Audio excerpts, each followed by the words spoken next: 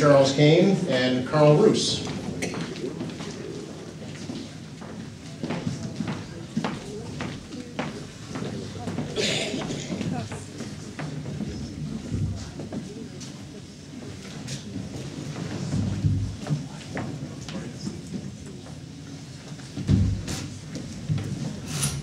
We'll begin with 2-minute opening statements, and Mr. Cain, you'll begin. Sure. Thanks, Joe. Appreciate it. My name is Ian Cain. I'm a candidate for the Ward 3 seat in the Quincy City Council.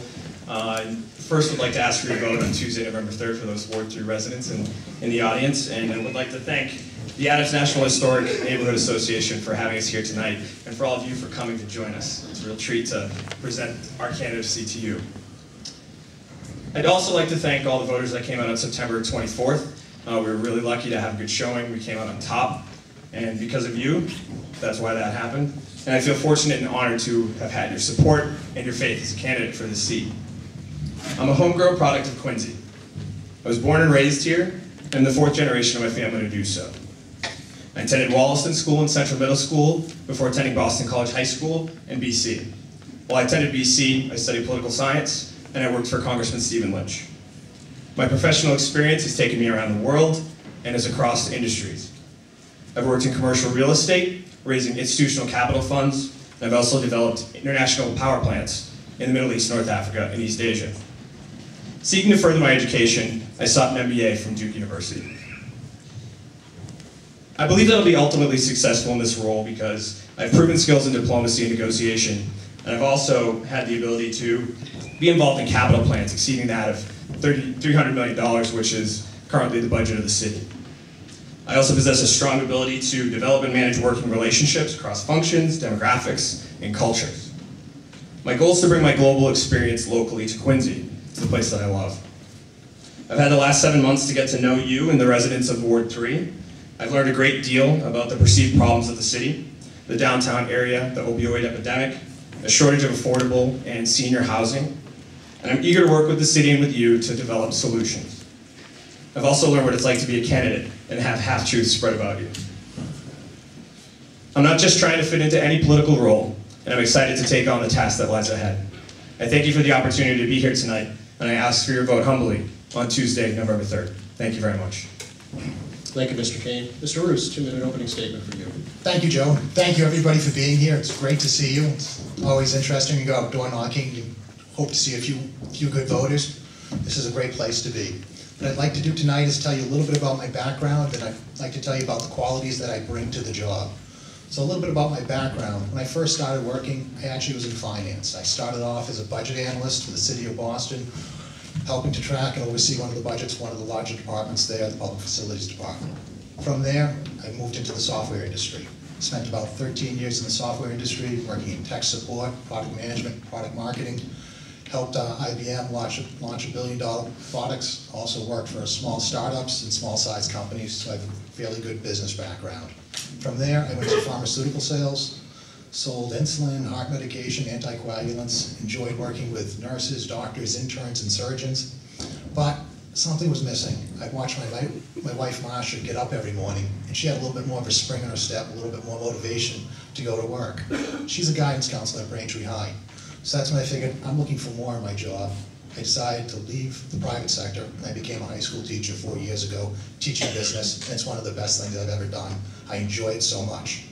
So some of the qualities that I bring to the job, it's not just saying what you're going to do, but it's important to have the proof behind it. As far as helping people, as a teacher, that's what I do every day. I help my students, I help the families, I solve problems, I try to make things a little bit better, and I enjoy the sense of accomplishment of seeing that happen and come to fruition every day. As far as building community, for the last 14 years, I've been running Wollaston T-Ball. Over 2,000 families in Quincy have come and participated in that organization. All have been welcome, and it's a wonderful cross-section of this city. For years, I've also been volunteering at the schools and with the PTO and helping out there, so I've done my part to build community. And lastly, I'm fully invested in this city. I've lived here for 25 years. This is why I own a house, pay taxes, pay the water bill, raise my family, send my kids to school. I have deep roots here, and I'm fully committed. I want to see what's best for this city and for this community. Thank you. Thank you, Mr. Roos. Same question now for both of you, and we'll begin with Mr. Cain. What is the most pressing issue that needs to be addressed in your ward? What actions do you, as the ward councilor, plan to take on this issue? 2 minutes, please. Thanks. I hate to take a page from what Councilor Cole just brought up, but it's very important to recognize that there are different issues that pertain to all the different neighborhoods in your ward.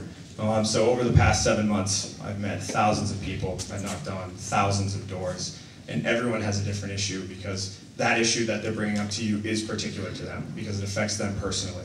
So one thing that people have been talking a lot about has been the streets and the sidewalks.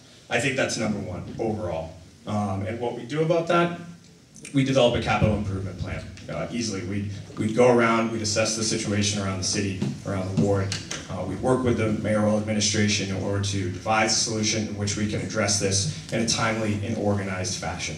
I think currently the way that the streets are improved, or the streets are paved, or the sidewalks are taken care of, are not in the most organized fashion. People don't necessarily understand how it's done.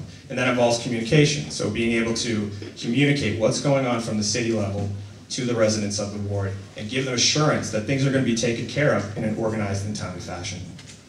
Thank you, Mr. Roos. Same question. What is the most pressing issue that needs to be addressed in your ward? What actions do you, as the ward councilor, plan to take on this issue? Sure.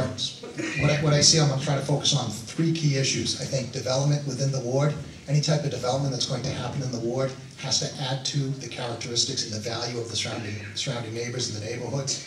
I don't want development to take away from that.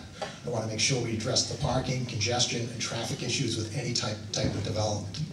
Another issue that I think is important that we need to deal with is I want to make sure all the residents understand what their rights are concerning where they live and the safety of their homes. I think we can do more to empower inspectional services, to give them better deterrence and give them more preventative measures to help them prevent illegal development from happening in the neighborhood. I don't want to see any of the residents living in an unsafe environment or an unsafe home. Lastly, the other thing I'd like to focus on is the opiate epidemic. It's serious. A lot is happening with that. We're getting things happening from the state, from the federal level. There's certain things we can do here at the city level. One thing that I'd like to do, I would advocate for a position that's city funded that would work across agencies, work with the schools, work with the police, work with veteran services to try to coordinate efforts in how we can best do things to help fight and prevent the opiate epidemic from happening. Also, the other thing that position can do is now work and focus on finding and realizing what funds are available on the state and federal level, because that is starting to happen. I think that is an important part to do. The other thing we can do is encourage people to dispose of prescription drugs, focus on the education and the prevention. That's the best we can do at the city level. Those would be some of my 3 top priorities and some of the actual items I would do if elected. Gentlemen, thank you both very much. Thank you, Joe.